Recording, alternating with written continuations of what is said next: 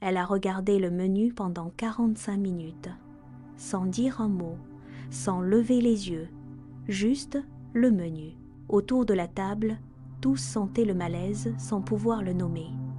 Léa avait 26 ans, le genre de fille qui répond aux messages en moins de 2 minutes, qui rit trop fort aux mauvaises blagues et qui organise les anniversaires des autres alors que le sien passe toujours inaperçu. Elle travaillait dans une petite agence lyonnaise, à l'ambiance idéalisée. Ce soir-là, c'était le dîner annuel. Le restaurant avait été réservé depuis 3 semaines. Nappe blanche, vin rouge, bougies sur la table, comme si quelqu'un avait voulu créer l'illusion que tout le monde se supportait vraiment. Léa arriva la première, fidèle à elle-même. Un sourire au serveur, une eau pétillante et sa serviette ajustée avec soin. Et puis, ils étaient arrivés. Dès lors, elle se mura dans le silence. Tout le dîner. Le déclic, un téléphone. Celui de Mathieu, son collègue, posé à l'envers sur la table. Une notification avait fait vibrer l'écran. Par un ironique coup du sort, le téléphone glissa. En 3 secondes, Léa vit son prénom au cœur d'une conversation. Un message choc. Elle n'a toujours rien remarqué lol. Projet validé, annonce vendredi. Léa relut, incrédule. Léa relut encore. Puis posa son verre avec une précaution infinie. Soudain, tout devenait limpide. Léa avait passé 8 mois sur un projet stratégique pour l'agence. 8 mois de sacrifices, de week-ends et de nuits au bureau pour cette refonte client majeure. Sa stratégie, ses idées, ses mots, elle avait tout mis dedans. Et 2 semaines plus tôt, son chef Thomas, sourire large, poignée de main ferme, lui avait dit que le client avait besoin de plus de temps pour réfléchir. Elle avait cru ça. Parce qu'elle faisait confiance. Parce qu'on lui avait toujours dit que la confiance, ça se mérite. Mais là, à cette table, avec ses bougies et ce vin rouge qu'elle ne buvait plus, elle comprenait. Le projet avait été validé, présenté par Thomas et Mathieu, sous leur nom, pas le sien. Elle était assise à 20 cm de 2 personnes qui avaient volé 200 heures de sa vie, et il riait. Il riait en commandant du magret de canard comme si rien ne s'était passé. Léa a regardé le menu et elle a choisi. Pas un plat, une stratégie. Ce que Thomas et Mathieu ne savaient pas, ce que personne dans cette agence ne savait, c'est que Léa n'avait jamais vraiment fait confiance à personne. Pas par méfiance maladive, pas par paranoïa, par méthode.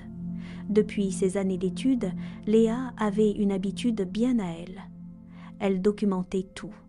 Chaque mail, chaque réunion, chaque échange Teams où une idée naissait, elle avait un dossier sur son ordinateur, classé par date, par projet, par interlocuteur. Son ancien prof de droit l'appelait « le réflexe de la preuve ». Elle l'appelait « mon assurance vie ». Et ce soir-là, pendant que Thomas commandait son dessert en faisant une blague sur les équipes qui performent, Léa avait sorti discrètement son téléphone.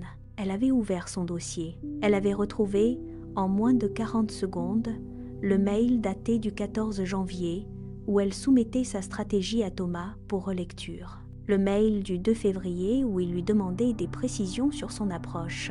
Le document partagé avec l'historique des modifications qui montrait, à la minute près, que c'était elle qui avait tout écrit. Et puis, elle avait trouvé quelque chose qu'elle avait presque oublié, un enregistrement, une réunion Teams, 3 mois plus tôt, où Thomas avait dit mot pour mot que cette stratégie, c'est l'idée de Léa, et honnêtement, c'est brillant. Il l'avait dit, à voix haute, dans une réunion enregistrée automatiquement par la plateforme. Léa avait posé son téléphone. Elle avait regardé la flamme de la bougie, et pour la première fois depuis qu'elle s'était assise, un tout petit sourire avait traversé son visage, juste un instant, juste pour elle. Le lendemain matin, Léa était au bureau avant tout le monde. Elle avait passé la nuit à compiler. Ni pleurs, ni messages de rage, ni citation sur la trahison. Léa n'a fait que compiler toute la nuit. Un dossier de 23 pages, mail, capture, log Teams. Tout est daté, ordonné et limpide. À 8h15, elle avait envoyé un mail. Cible: Claire Fontaine, 52 ans, DG de l'agence. Ancienne avocate en communication. Le genre de femme qui lit les mails en entier. Objet: anomalie dans l'attribution du projet Mercure. Document joint. Pas de « Bonjour, je me permets de vous contacter ». Pas de formule molle, juste les faits, les preuves. Et une question finale, simple. Qui a présenté ce projet au client et sous quel nom? À 9h03, Thomas était arrivé au bureau avec son café et sa bonne humeur de jeudi. À 9h47, Claire Fontaine l'avait convoqué. À 10h15, Mathieu avait reçu le même message. Léa, elle, avait bu son café tranquillement. Elle avait répondu à des mails clients. Elle avait arrosé la petite plante en pot sur son bureau, ce cactus que tout le monde trouvait inutile et qu'elle gardait là depuis 2 ans, juste parce qu'il survivait à tout. À 11h30, Claire l'avait appelé « Léa, mon bureau », 3 mots. Léa avait pris son dossier sous le bras. Elle avait fermé son ordinateur et elle était y allée, sans se presser. La réunion avait duré 40 minutes. Quand Léa était ressortie du bureau de Claire, elle n'avait pas l'air d'une gagnante. Elle avait l'air de quelqu'un qui vient de recevoir un choix impossible. Claire avait été directe. Elle reconnaissait les faits. Elle avait vu les preuves. Elle était embarrassée, non, furieuse contre Thomas et Mathieu. Mais, toujours un mais. Le client avait signé. Le contrat était en cours. Défaire l'attribution publiquement, ça voulait dire une crise en interne, potentiellement une fuite dans le secteur, et un client qui pourrait perdre confiance en l'agence entière. Claire lui avait proposé 2 options. Option A, Léa acceptait une régularisation discrète. Sa contribution serait reconnue en interne. Une prime, une promotion, son nom dans les documents internes. Mais, publiquement, rien ne changerait. Thomas et Mathieu garderaient la façade. L'agence restait protégée et Léa encaissait, en silence, pour la 2e fois. Option B, Léa portait l'affaire formellement. Lettre officielle, réattribution publique, peut être même une procédure légale. C'était son droit absolu. Mais ça voulait dire une guerre ouverte dans un secteur où tout le monde se connaît. Des mois de stress. Et une réputation qui, même innocente, pouvait porter la marque du conflit. Parce que c'est comme ça que ça marche, souvent. Celle qui lutte devient le problème. Debout dans le couloir, Léa fixait la grande baie vitrée, seule face au vide. Lyon s'étalait dehors, indifférente, grise et belle. Elle pensait à toutes les fois où elle avait eu quelque chose pour ne pas déranger. Et elle pensait à la plante cactus sur son bureau, qui survivait à tout, même au silence. Léa avait choisi.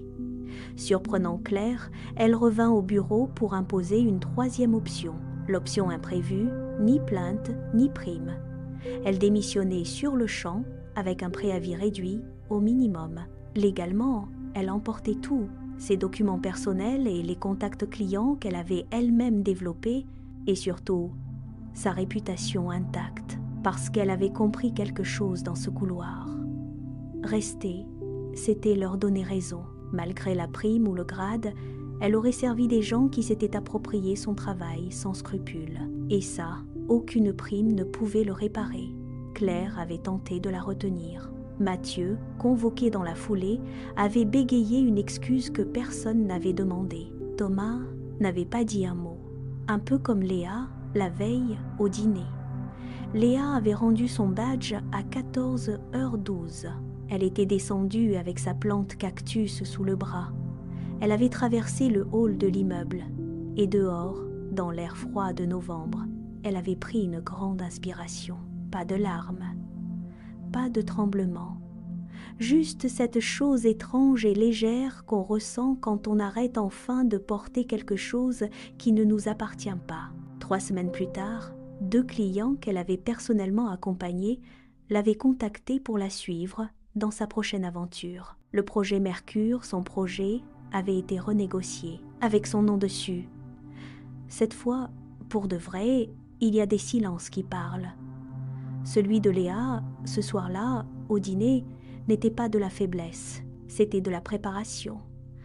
On nous apprend souvent que se taire, c'est perdre, que ceux qui crient le plus fort ont raison, mais parfois, le silence est la chose la plus stratégique qu'on puisse faire. Parfois, regarder le menu pendant 45 minutes, c'est juste le temps qu'il faut pour décider qu'on ne mangera plus jamais à cette table-là.